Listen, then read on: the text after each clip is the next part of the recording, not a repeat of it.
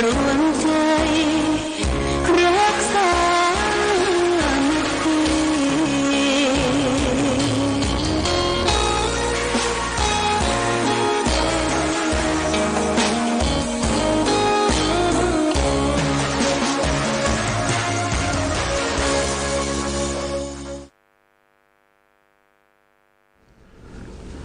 เจริญสุขศรัทธาสาธุชนญาติโยมท่านพุทธบริษัททั้งหลายวันนี้รายการธรรมประทีปส่องต่างก็ได้มาพบปะกับพ่อแม่พี่น้องศรัทธาสาธุชนญาติโยมแห่งครั้งหนึ่งวันนี้เป็นวันเสาร์ที่21เดือนกันยายนพุทธศักราช2567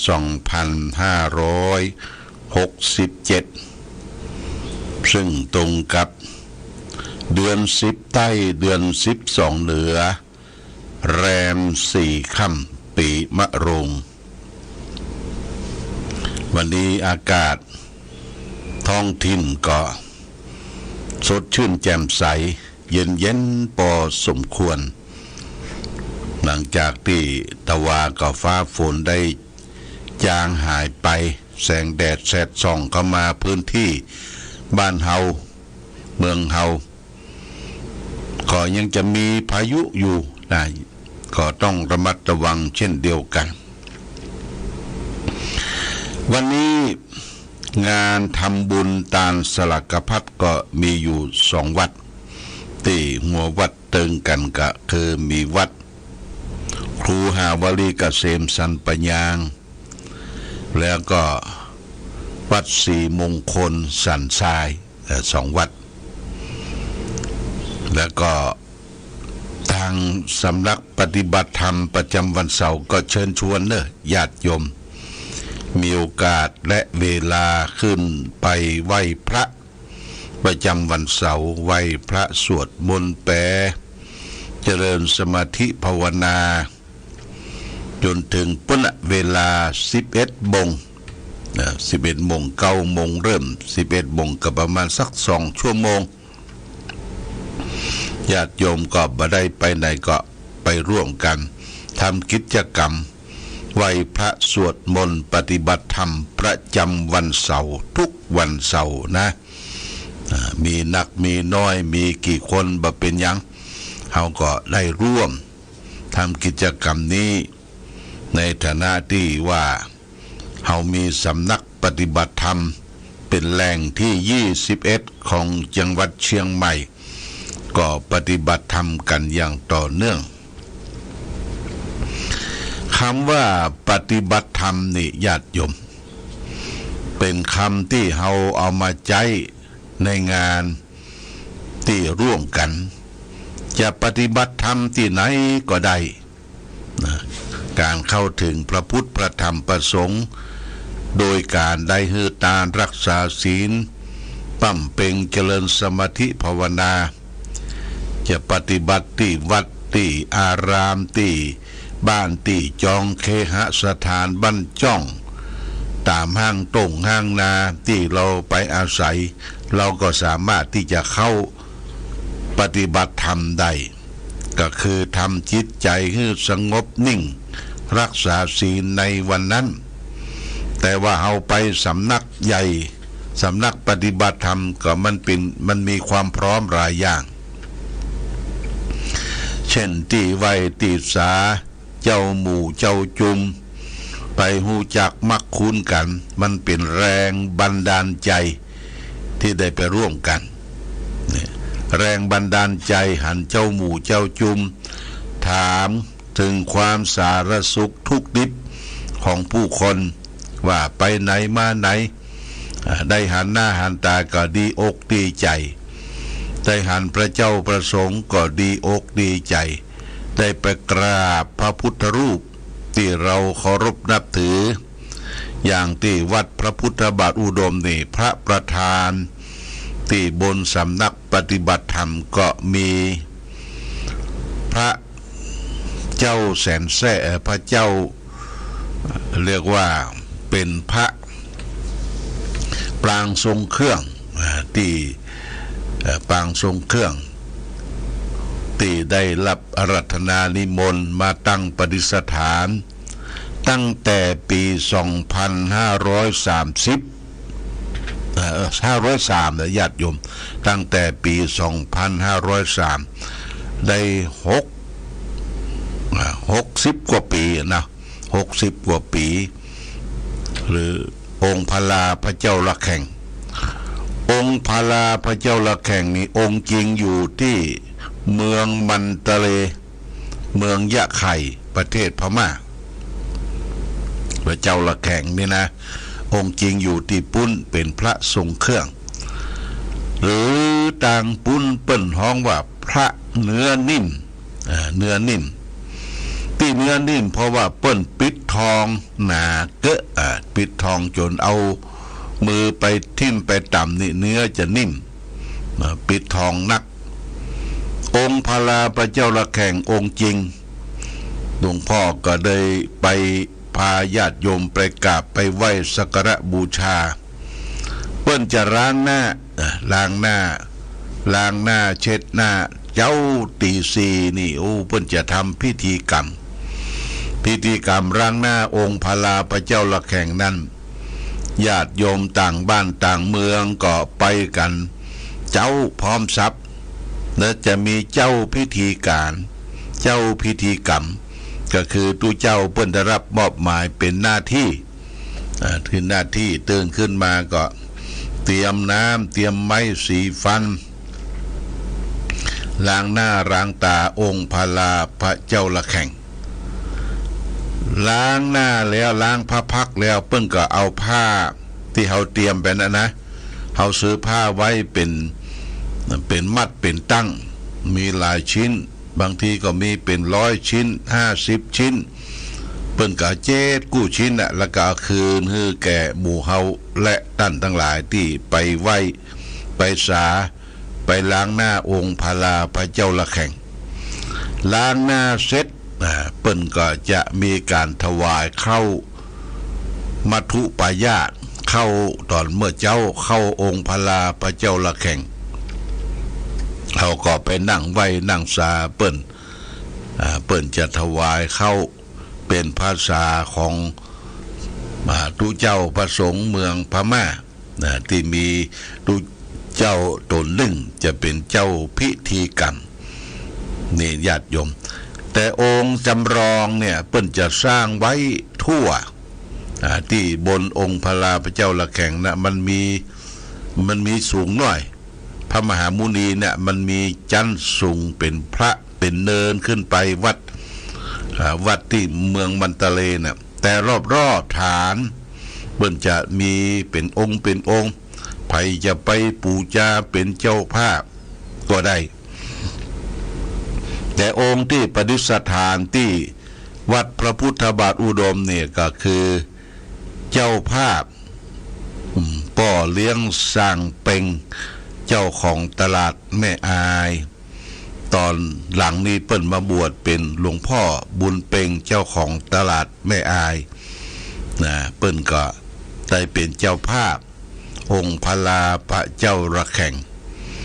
เพราะฉะนั้นที่วิหารองค์พลาพระเจ้าละแข่งเนี่ยเขาก็จะมีรูปภา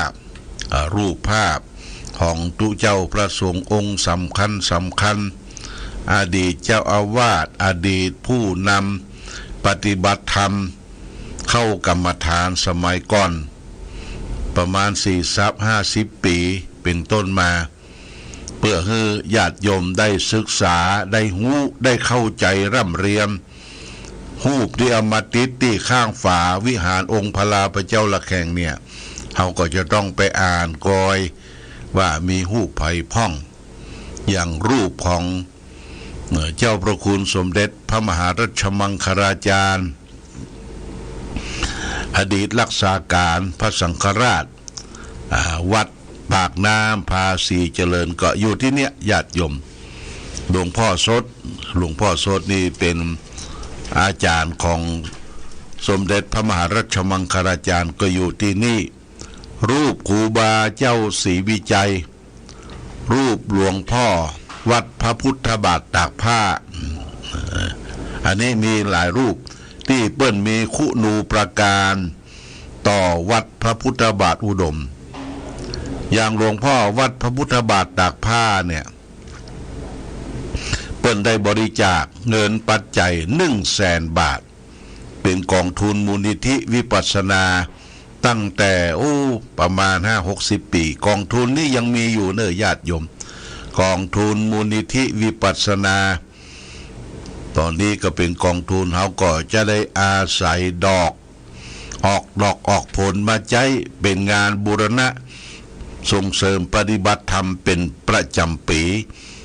อันนี้ก็ความเกี่ยวข้องและที่บนสำนักวิปัสสนานี่ก็ยังมีอนุสาวรีย์ครูบาเจ้าศรีวิจัยนักบุญแห่งล้านนาไทยซึ่งได้สร้างไว้ในปี2557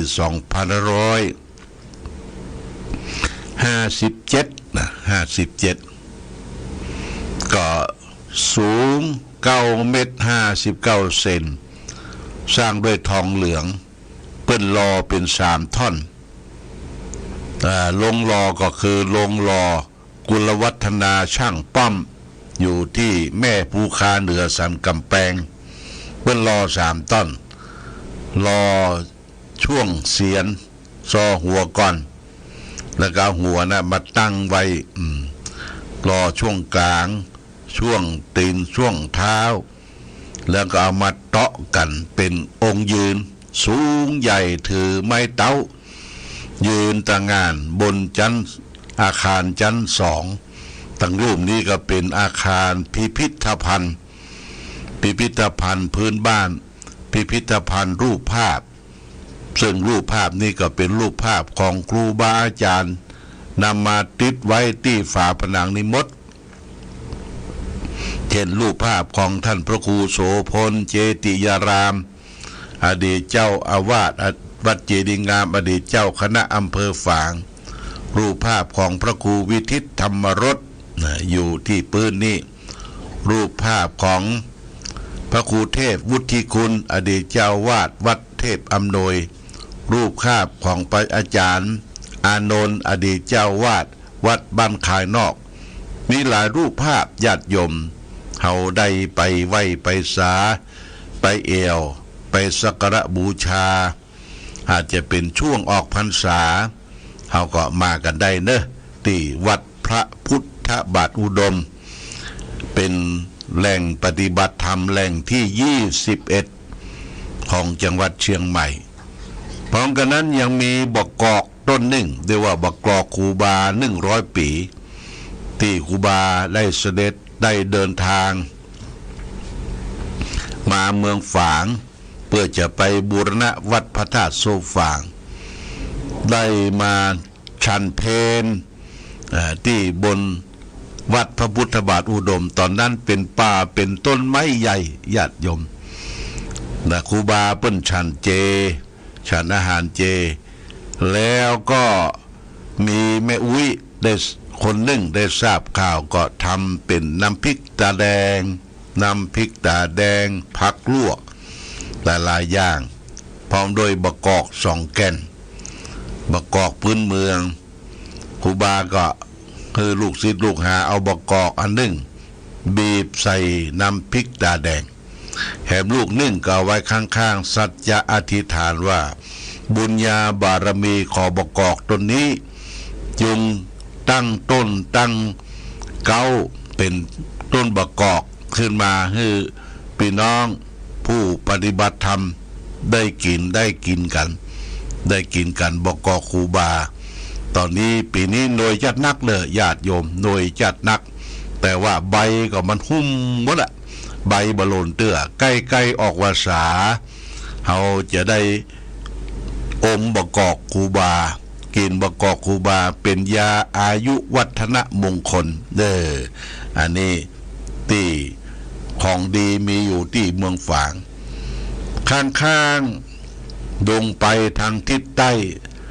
สำนักปฏิบัติธรรมก็มีน้ำบ่อสาวามีอนุสาวรีย์ พระเจ้าฝางอุดมศิลป์ตั้งตระหง่านและมีพระพุทธรูปพระพุทธรูปปางทรงเครื่องเรียกว่าพระเจ้าจักรพรรดิปงปางทรงเครื่องอันนี้อยู่ที่ลานอนุสาวรีย์พระเจ้าฝางญาติโยมท่านสาธุชนไปก็คงจะได้หูได้หันแล้วก็ในวัดพระพุทธบาทก็ยังมีพระพุทธบาทจำลอง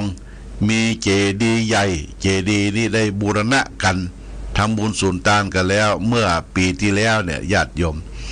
อันนี้ความสำคัญของวัดพระพุทธบาทอุดมก็ได้ชี้แจงแถลงไขคือแก่ศรัทธาญาติโยมท่านสาธุชนได้รู้ได้ทราบเพื่อจะได้มาทัศนศึกษาเรียนรู้เข้าอกเข้าใจน้อมนำไปประพฤติปฏิบัติวันนี้ได้มาพบญาติโยมท่านสาธุชนในวันเสาร์ก็จะเอาหลักธรรมที่เรียกว่าเป็นกิเลสเป็นเครื่องเศร้าหมอง16อย่างที่มีอยู่ในจิตในใจเขาเนี่ยเครื่องเศร้าหมองเนี่ยมันมีอยู่กับผู้ใดคนใดผู้นั้นคนนั้นก็จะมีแต่ความทุกข์ทุกข์น้อยทุกข์นักอยู่แต่เหตุการณ์ที่ได้ประสบที่เขาเลี้ยงมันไว้เครื่องเศร้าหมอง6อย่างนี่ว่าอุปกิเลสตัวที่1เรียกว่าอภิสมาวิสมโรภะอภิสาวิสมโรภะละโมบไม่สม่ำเสมอคือการเพ่งเล็งมีใจคิดละโมบในของคนอื่นเขาดูขาดความเพ่งเล็ง2โทสะมีความร้ายกาจ3โกรธะมีความโกรธ4อุปนะหะผูกโกรธไว้5มัคคะลบหลู่บุญคุณท่าน6ปราสะตีเสมอคือยกตนเทียมท่าน7อิจฉาริษยาคือเห็นเขาได้ดีทนอยู่ไม่ได้8มัจฉริยะตนีขี้เหนียว9มารยาคือเจ้าเล่ห์10สถายะเป็นคนโอ้อวด11ถัมภะหัวดื้อเป็นคนหัวดื้อหัวรั้น12อารัมภะแข่งดีแข่งตัวแข่งดี13มานะถือตัว14อติมนะดูหมิ่นท่านดูหมิ่นคนอื่น15มัทธะมัวเมาเลินเล่อเผลอเลอ16สุดท้ายปมาทะคือเลินเล่อเนี่ยทั้งหมดเนี่ยเรียกว่าโพธิปักขิยธรรมเนี่ยโพธิปักขิยธรรมหรืออุปกิเลสแปลว่าทำไปฝักใฝ่แห่งความที่เขาจะได้ตรัสรู้เรื่องโพธิปักขิยธรรมที่ต้องเดินทางไปตามโพธิปักขิยธรรมกำจัดกิเลสทั้งหลายทั้งปวงออกไปเนี่ยญาติโยมยิ้มมากนะหลักธรรมะคำสอนในทางพระพุทธศาสนาถ้าลักใหญ่ๆที่เป็นกิเลสใหญ่ๆก็มี3เนี่ยว่ากิเลสที่ประกอบด้วยกามคุณที่ประกอบไปด้วยโลภะความโลภโกฏะความโกรธโมหะความหลงโลภโกรธหลงถ้าเรามีอยู่กับผู้หนึ่งผู้ใดมีนักมีน้อยเท่าใดเขาก็ยังจมปักกับความทุกข์อยู่ตลอดเวลาเพราะกิเลส3ตัวเนี่ยมันเกาะกินใจเขามันมาเกาะเขาให้มีแต่ความยินดีอยากได้ต้องการความโกรธความเกลียดความโมโหโทโสและก็เป็นคนหลงหลงตางนี่มันคืนได้แต่หลงใจเนี่ยญาติโยมหลงที่โมหะครอบงำเนี่ยมันปิดบังเป็นกิเลสที่เกาะกินใจเป็นกิเลสที่เกาะกินใจแก่ทุกคนโลภโกรธหลงในกามคุณ5รูปเสียงกลิ่นรสโผฏฐัพพะเพราะฉะนั้นตัวโลภเนี่ยเขาจะแก้ไขด้วยการการให้ การสละความสุขส่วนตัวเฉลือเจือจานให้แก่บุคคลอื่นอย่างพ่อแม่พี่น้องญาติโยมท่านสาธุชนได้ช่วยเหลือเฟื่อฟายผู้ประสบภัยอนุเคราะห์สงเคราะห์ตามบ้านที่ถูกน้ำท่วมน้ำหลากอันนี้ก็กำจัดโดยการการให้โทสะความโกรธความฉุนเฉียวความโมโหโทโสเอาใจตัวเองว่าบางทีโกรธคือสัตว์เลี้ยงโกรธคือตัวเก่าโกรธคือลูกคือเต้าด่าเต้าด่าพละพลายด่าลูกเป็นหมูเป็นหมาบัฉลาดมันลูกใครก็ลูกเขานั่นแหละญาติโยมนะ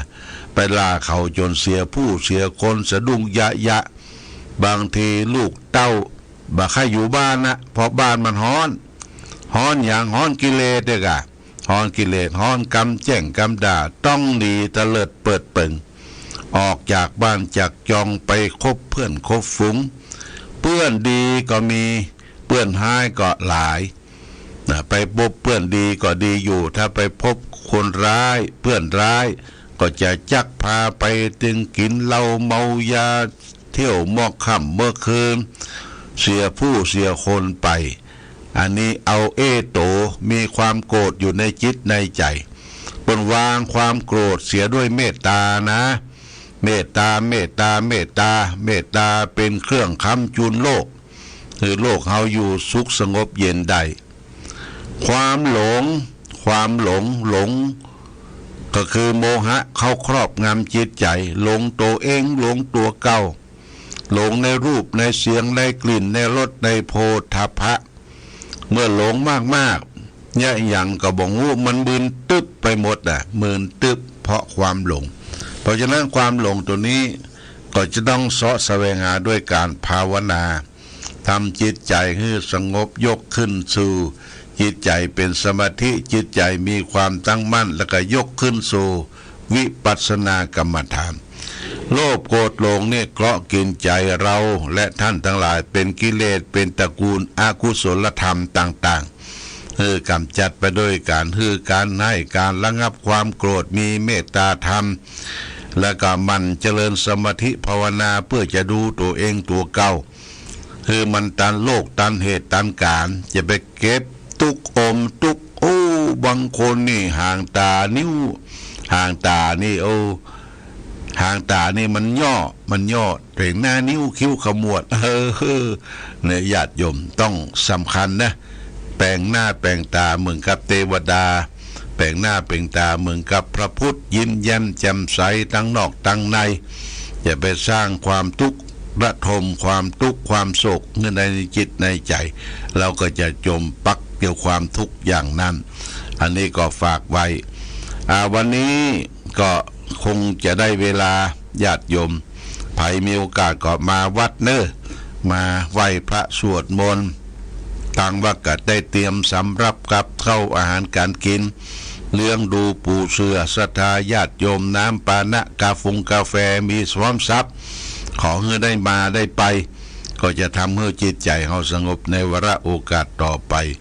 วันนี้รายการธรรมประทีปส่องต่างหมดเวลาหมดต้องขออำลาก่อนรายการธรรมประทีปส่องต่างต้องขอลาก่อนขอผู้ฟังจงตั้งมั่นจิตหันษาด้วยธรรมะขององค์พระพุทธาได้นำพาให้เกิดความสุขสงบเย็นขอเจริญพร